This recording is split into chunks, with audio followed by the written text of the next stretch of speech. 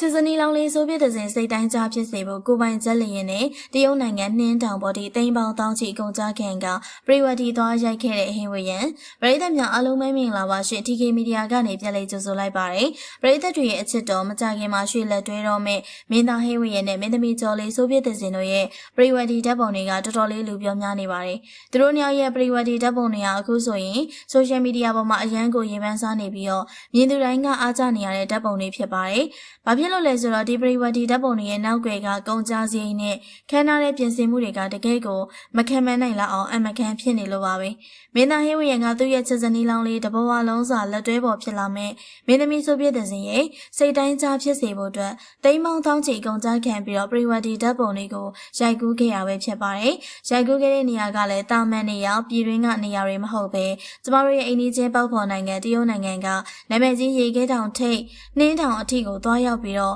ရိုက်ကူးခဲ့ရပဲဖြစ်ပါတယ်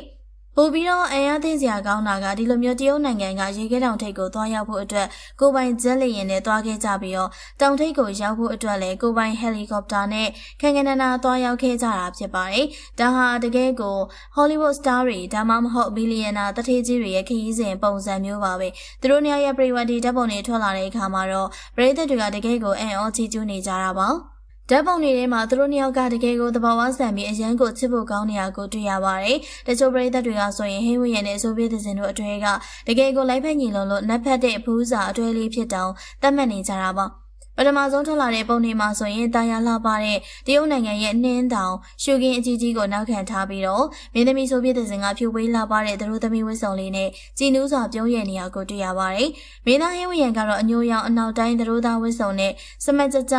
သူ့ရဲ့သတို့သမီးလေးကိုချစ်ခင်စွာကြည့်နေတဲ့ပုံစံမျိုးပါ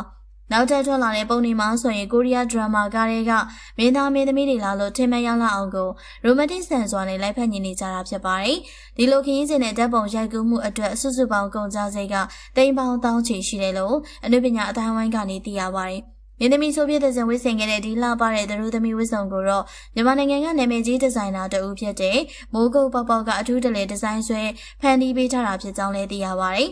တကယ်တော့ဟင်းဝရံနဲ့ဆိုပြတဲ့ဇင်တို့ဟာသူတို့နှစ်ယောက်ရဲ့6နှစ်ကြာလှည့်ဝက်တွဲခဲ့တဲ့ချစ်သူတသန်းကိုတရဝင်ခံခဲ့ပြီးတော့လက်ထပ်ဖို့စီစဉ်ကလေးကတရုတ်ပြည်ကိုသွားပြီးပရိဝတီရိုက်ကူးမှာဖြစ်ကြောင်းပရိသတ်တွေကိုအသိပေးထားခဲ့ရဖြစ်ပါတယ်။ဒါပေမဲ့အစာပိုင်းမှာဓာတ်ပုံတွေထွက်မလာလေတော့ပရိသတ်တွေကတကယ်သွားရိုက်ရလားဘယ်တော့မှဓာတ်ပုံတွေမြင်ရမလဲဆိုပြီးတော့မျောလင်းတကြီးနဲ့စောင့်ဆိုင်နေခဲ့ကြတာပါအခုတော့သူတို့ကတိပေးထားတဲ့အတိုင်းပဲအခမ်းအနားဆုံးအလှပဆုံးဓာတ်ပုံတွေကိုပရိသတ်တွေစီကိုချပြလာတာပဲဖြစ်ပါတယ်ဒီလိုမျိုးသိမ်းပေါင်းတောင်းချီအကုန်ခံပြီးတော့နိုင်ငံခြားမှာပရိဝတီရိုက်ကူးဖို့ဆိုတာတကယ်ကိုမလွယ်ကူတဲ့ကိစ္စတစ်ခုပါဟင်းဝရံနဲ့ဆိုပြတဲ့စင်တို့လိုနာမည်ကြီးထိပ်တန်းအနုပညာရှင်တွေဝင်ငွေကောင်းတဲ့အမင်းသားမင်းသမီးဖြစ်နေလို့သာဒီလိုခမ်းနားတဲ့ရိုက်ကူးမှုကိုပြုလုပ်နေတာဖြစ်တယ်လို့လူအများကသုံးသပ်နေကြပါတယ်ရှင်သူတို့နှစ်ယောက်ဟာအနုပညာအလုပ်တွေကိုအတူတူလုပ်ရင်းနဲ့ပရိသတ်တွေကိုအတိမပေးပဲ6နှစ်တိတိတိတ်တိတ်လေးချစ်ကြိုက်လာခဲ့ကြတာဖြစ်ပြီးတော့အခုဆိုရင်တော့သူတို့နှစ်ယောက်ဟာမကြခင်မှာပဲကြီးကျယ်ခမ်းနားတဲ့မင်္ဂလာပွဲကြီးကိုကျင်းပကြတော့မှာဖြစ်ပါတယ်ဒီဗီဒီယိုကိုကြည့်ရှုနေကြတဲ့ပရိသတ်တွေအနေနဲ့တရုတ်ပြည်ကရေခဲတောင်ထိပ်ထိသွားရောက်ပြီးတော့ခမ်းနားစွာရိုက်ကူးခဲ့တဲ့ဟင်းဝရံနဲ့ဆိုပြတဲ့ဇင်တို့ရဲ့ပရိဝတီဓာတ်ပုံတွေပေါ်မှာဘယ်လိုမြင်ကြလဲဆိုတာမှတ်ချက်ပေးခဲ့ပါအောင်ရှင်ကြည့်ရှုပေးခဲ့တဲ့အတွက်ပရိသတ်များအားလုံးကိုကျေးဇူးတူပဲတင်ရှိပါတယ်ရှင်